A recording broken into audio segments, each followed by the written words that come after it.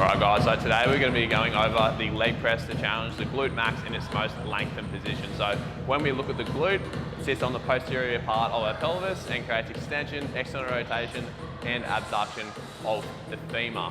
Now to get into the fully lengthened position, we want to go into what we call hip flexion. Now to do this, we literally just pull the leg up, our knee, and drive it toward our elbow. So this is hip flexion right here.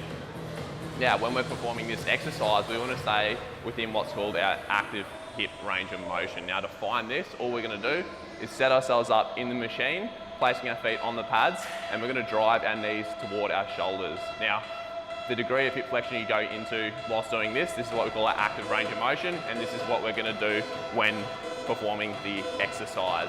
Now, when you've got weight on the machine, you might find you're able to go deeper, but we don't want to go deeper. We want to stay within that active hip range because we don't want to go into positions we can't get into unloaded. So, looking at the setup of this exercise, the first thing we're going to look at other than an active hip range of motion is our foot position. So what's going to dictate our foot position is a thing called Q angle. So if you're a girl, you're on Instagram and you've squatted, you've probably heard the term Q angle. So what is a Q angle? Well, if we draw a line from the shin all the way up and then the femur through the center of it, we're going to get two lines that dissect like this.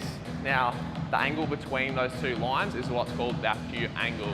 Now, women tend to have a larger Q angle because they have wider hips, because at some point in their life they might have to push a small human through the pelvis. Guys don't have that issue, I don't have to do that, so we have narrower pelvises. Sometimes women have a narrow pelvis as well, but all this means is that the foot position is going to be different for each person. So the way we're going to set this up is rather than putting our foot below our hip, we're going to find the Bode articulation on the side of our hip called the greater trochanter of the femur, and we're going to place our foot underneath that position and slightly externally rotate.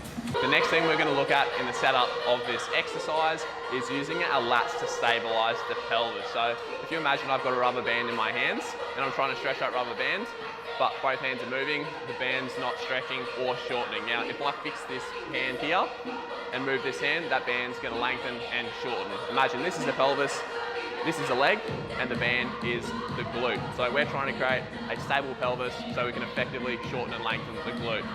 How do we do that? Well, we're going to use the lats. We're going to grab the handles on the side of the machine and we're going to pull ourselves in, allowing us to stabilize the pelvis and making the exercise more effective and efficient. Now, the good thing about this exercise is that it has a high level of external stability and requires a low level of skill. So if you have someone with a low training age, you can chuck them straight on this and it's really hard to stuff up the exercise. Additionally, another good exercise for the glutes is a low bar back squat. But the thing with this is that it requires a high level of skill. So if you have someone with a young training age again, and they're learning the skill, they're not going to be able to apply enough stimulus to grow the glutes. So you can pair this in the program with the back squat while they learn the skill. Now, if you've got someone who's advanced and they can do the back squat really well, this is another way where you can add extra load onto the glutes.